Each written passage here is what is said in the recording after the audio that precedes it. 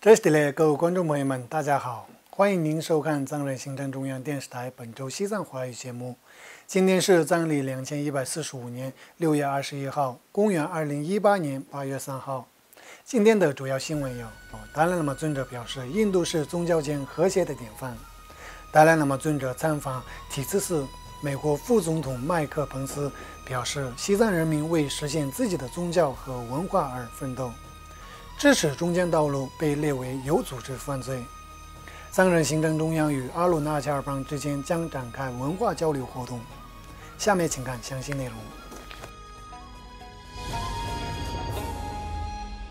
7月25号，达赖喇嘛尊者结束对藏斯卡的访问后，乘直升机抵达拉达克卡吉尔地区。在机场，达赖喇嘛尊者受到查木和克什米尔邦议会主席阿纳亚特·阿里和其他高级官员以及宗教领袖的热烈欢迎。在抵达卡吉尔地区后，达赖喇嘛尊者在当地胡塞尼广场向当地近万数名各族民众发表公开演讲。尊者在演讲时赞扬印度为世界树立了宗教间和谐的榜样。尊者表示，如果我们认识到人性的一体性，将有助于避免由于国籍、种族和信仰的差异而引起的不和谐。如果我们想要实现一个和平的世界，首先我们需要考虑人性的一体性。我们可能信仰不同的宗教传统，但每一个宗教都传递着同样的信心，即爱、宽容和自律等的价值观。不同方法对于实现和创造更富有同情心以及人类的共同目标。无论采取任何不同的方法，人们都必须注重创造一个个人和社区和平与幸福。达赖喇嘛尊者在演讲中还强调了宗教间和谐的必要性，并呼吁人们以印度为例，促进宗教间的和谐。印度各宗教间偶尔可能会出现问题，但在当前的印度，不同的宗教传统之间保持着良好的关系。据我所知，印度伊斯兰教的谢尼派和什叶派之间似乎没有发生过冲突。Different way of approach, same goal, that is compassionate person,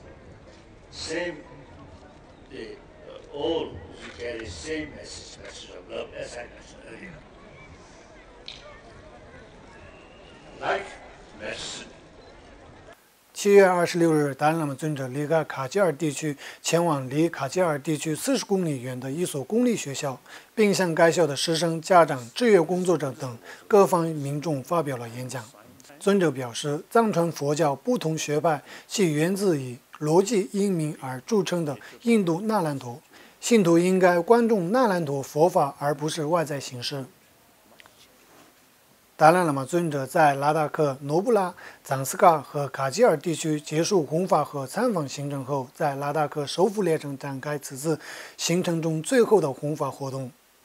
7月30号，西藏精神领袖达赖喇嘛尊者在结束对拉达克、诺布拉、藏斯卡、卡吉尔地区弘法活动后，受拉达克首府列城提兹寺提兹仁波切的邀请，参访该寺，并向2500名信众发表了公开演讲。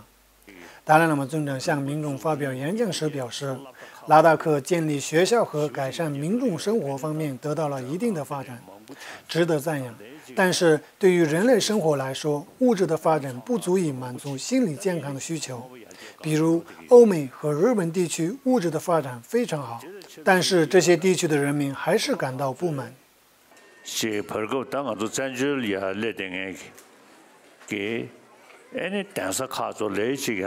로미 칭에든데 바다 치망 레체 데리게 타네 이니 지금 로미 건가절레 그로브게다 야도 신체 간다 루인 디징레야 지 칭어버 야르게다 지금 아니 최고 롭종 든데 다 야게 야고 친체 사야고 중샤7月30日上午，达赖喇嘛尊者在拉达克首府列城和平花园向2万多名藏族信众传授了祭天菩萨所著的《入菩萨行论》。尊者在开示时强调，公元8世纪，祭天菩萨撰写了《入菩萨行论》，他付出了极大的心血，相应也是一部对修行有着殊胜帮助的无上论著。7月31日，达赖喇嘛尊者继续在首府列城和平花园传授《入菩萨行论》等妙法，并向数万名各族僧俗信众传授了长寿灌顶。8月1日上午，达赖喇嘛尊者莅临位于列城索朗岭藏人社区和西藏儿童村拉达克分校时，受到该社区民众和西藏儿童村学校师生的热烈欢迎。达赖喇嘛尊者在参访西藏儿童村学校后发表了公开演讲。尊者指出，西藏自由斗争不是针对中国人民，而是针对中国共产党党内心胸狭窄、恃强凌弱的强硬派。这些官员对藏人保护濒临灭绝的文化进行歪曲解读，造谣污蔑，并指控藏人为分裂分子，残酷对待西藏数以万计的僧俗百姓，以及摧毁了数千座寺院。达赖喇嘛尊者还强调，共产党试图毁灭西藏的文化和身份，但是西藏人民坚定不移地将战胜这一恶毒的政策。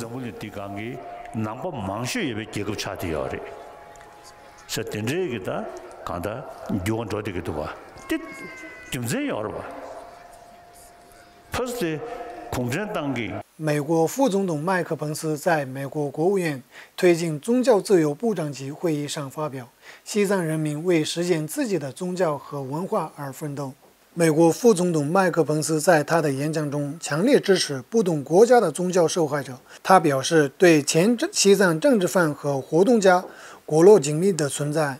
感到荣幸。在赞扬果洛锦密的勇气和自由立场时，副总统彭斯先生表示，近70年来，西藏人民遭到中国政府的残酷镇压。果洛锦密逃离西藏，流亡异国，意味着西藏人民为实现自己的宗教而斗争，并推动他们的文化得到了继承和发展。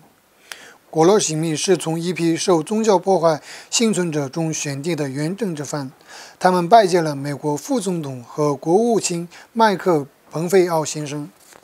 美国国务院召开首次宗教自由部长级会议，共有400多人参加，其中包括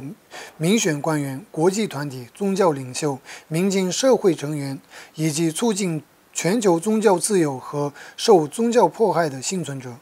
大宝法王噶玛巴仁波切驻北美